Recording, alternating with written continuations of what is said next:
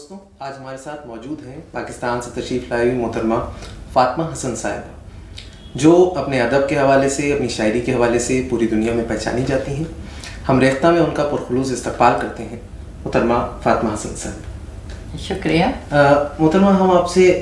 آپ کے تعلق سے کچھ جاننا چاہیں گے کہ آپ کا اپنا جو ہے آپ کی انسسٹر پلیس، اپنے آبائی مقام کے بارے میں کچھ ہمیں بتائیے۔ کہاں کی آپ رہنے والی ہیں، کہاں سے آپ کا تعلق ہے؟ جی، میرے والدین کا تعلق تو یو پی غازی پور سے، آپ نے راہی معصوم رضا کا نام سنا ہوگا، آدھا گاؤں وہیں پہ ہمارا گاؤں بھی تھا، کامو پور ہے بلکہ وہاں سے ہے، لیکن میں کراچی میں ہی پیدا ہوئی اور وہیں میری پرورش ہوئی، وہیں سے تعلیم حاصل کی۔ کچھ عرصے ڈھاکہ میں رہی، بچپن ڈھاکہ میں گزرا، لیکن میری تعلیم، میرا ماسٹر اور P H D Karachi university سے۔ جی، یہ ہے ہمارا بیک گراؤنڈ۔ فی الحال آپ کا قیام پاکستان میں کراچی میں ہی ہے اور وہیں تدریس سے وابستہ ہوں، کراچی جامع کراچی میں، کراچی یونیورسٹی میں میس کمیونیکیشن ڈپارٹمنٹ میں بھی پڑھا رہی ہوں، اور ایک پرائیویٹ یونیورسٹی ہے new ports institute of communications and economics, اس میں ڈین ہوں۔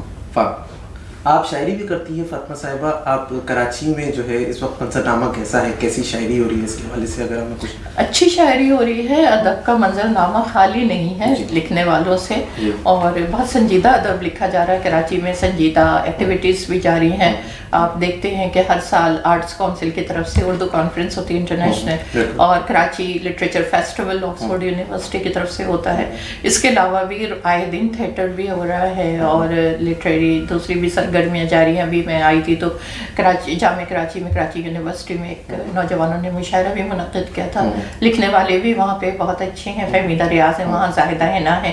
نئے لکھنے والے بھی کراچی سے وابستہ ہیں، اور بڑے اچھا ادب سامنے آ رہا ہے۔ 3 بڑے رسائل وہاں سے کتابی شکل میں جاری ہو رہتے ہیں، شہرزاد تک یہ دنیا ذات، اور ان کی کتابی سلسلہ بھی ہے۔ اسی طرح آج جو ہے اجمل کمال کا وہ بھی، اور مکالمہ مبین مرزا نکال لیں، یہ 3 بہت سنجیدہ ہیں۔ پھر ایک اور ابھی اچھا کام ہو رہا ہے، بہت سارا کام، جی کافی کام ہو رہا ہے۔ آپ ہندوستان کا سفر کرتی رہتی ہیں محترمہ، ہندوستان میں جیسی شاعری ہو رہی ہے، بہرحال آپ جانتی ہیں کہ رسائل میں چھپتے رہتے ہیں، اور ہندوستان آپ آ رہی ہیں، یہاں سن رہی ہیں، کیا آپ مطمئن ہیں کہ یہاں کا جو ایک ادبی منظرنامہ ہے وہ قابل اعتبار ہے اور ایسا ہے جس سے مطمئن؟ جی بالکل، یہاں پہ کافی سنجیدہ کام ہو رہا ہے، نثر بہت اچھی لکھی جا رہی ہے، شاعری بھی ہو رہی ہے، اور میرا چونکہ بنیادی موضوع جو ہے وہ ہے فیمنزم، تو اس حوالے سے میں عورتوں کی تحریر سے زیادہ جڑی ہوئی ہوں، اور ابھی بھی میں بنگلور شائستہ یوسف کی محفل نساء ہے، ان کا ایک رسالہ بھی ہے، اس کے حوالے سے آئی تھی، اور میں یہ دیکھ رہی ہوں وہاں پہ بھی شہناز نبی کلکتے میں ہیں، انہوں نے تانیسی تنقید پر ایک کتاب لکھی ہے، تو میں یہ دیکھ رہی ہوں کہ یہاں کافی سنجیدہ کام تحقیق و تنقید پہ ہو رہا ہے، کہانیاں اچھی لکھی جا رہی ہے، تخلیق کا کام بھی بہت اچھا ہو رہا ہے۔ یہاں کے رائٹرز کو ہم پڑھتے رہتے ہیں، آج میں اور دنیا ذات میں یہاں کی تحریریں چھپتی رہتی ہیں، تو دیکھیں ادب اور آرٹ اس کی زندگی سے خارج ہو ہی نہیں سکتے، انسان کی بنیادی ضرورتوں میں سے یہ ہیں، اور کسی بھی معاشرے کو مہذب بنانے کے لیے ان کا جاری رہنا ضروری ہے، اور جب تک تہذیب نہیں ختم ہوگی یہ ادب اور آرٹ بھی نہیں ختم ہوں گے، اور اگر ادب اور آرٹ زندہ رہیں گے تو تہذیب زندہ رہے گی، تہذیبی سفر جاری رہے گا۔ فیمنزم کے تعلق سے آپ نے نسائی ادب کے حوالے سے جو ہے آپ نے جب کام شروع کیا تو آپ کس سے سب سے زیادہ، کیا فہمیدہ ریاض وہاں بہت زیادہ کام کر رہی ہیں، آپ نے ان لوگوں سے متاثر ہو کے فیمنزم کے؟ میں نہیں سمجھتی کہ میں نے کسی سے متاثر ہو کے شروع کیا، کیونکہ جب میں نے سن 75 میں ایک نظم لکھی تھی، اور اس میں ماں نے کہا تھا کہ میں تمہیں تمہارے باپ کے خلاف بولتے دیکھ کر بہت خوش ہوئی کہ اب میں تمہاری پناہ میں آنا چاہتی ہوں، تو مجھے یہ پتہ نہیں تھا کہ یہ، یا میں نے یہ لکھا تھا کہ کچھ دنوں پہلے مجھ پر ایک جن رہتا تھا، اور ایک سفر کے بعد میں نے اسے جن تسلیم کرنے سے انکار کر دیا تو وہ روٹ گیا۔ تو یہ کوئی فیمنزم میرے شعوری طور پہ مجھ پر نہیں تھا، لیکن بحیثیت لڑکی کہ میں جن تجربات سے گزر رہی تھی اور معاشرے میں جو عورت کا استحصال میں دیکھ رہی تھی، اس کے اثرات مجھ پہ پڑ رہے تھے، اور بعد میں پتہ چلا کہ ساری دنیا میں عورتیں میری طرح سوچ رہی ہیں. مجھ سے پہلے فہمیدہ ریاض اور کشور ناہید بھی اس طرح لکھ رہی ہیں, لکھتی رہی ہیں. اسی طرح دنیا کے حال ہی سے ہم شروع کریں, اس سے پہلے جن پر میں نے پی ایچ ڈی کی ہے ان میں اتنا نسائی شعور تھا. زاہدہ خاتون شروان یا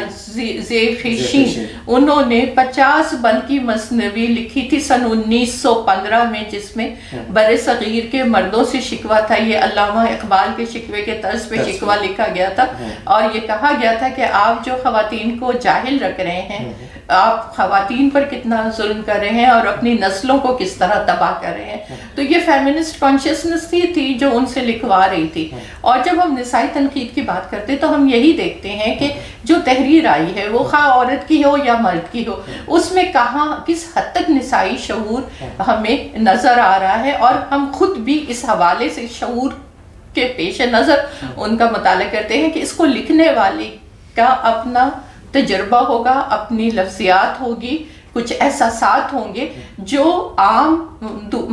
میل جینڈر سے مختلف ہوں گے, اور ان لفظیات کو ہم وہی معنی دیں جن معنوں میں وہ لکھے گئے ہیں. پھر دوسری طرف سماج کا وہ ایجنڈا ہے جو صدیوں سے آ رہا ہے کہ عورت کمزور ہے, عورت ناقص العقل ہے, تو اس کو ہمیں دیکھنا ہے کہ کیا لکھنے والے یا والی نے, خواہ وہ مرد ہو, جب ہم نسائی تنقید نگار کی حیثیت سے تو دیکھتے ہیں تو ہم یہ دیکھتے ہیں کہ کیا اس نے اسی ایجنڈے کو مضبوط کیا, اسی کے پیش نظر یہ سب کچھ لکھا ہے, یا وہ عورت کے بحیثیت فرد ایک انسان کے اس کو بھی اتنا ہی متوازن اور اتنا ہی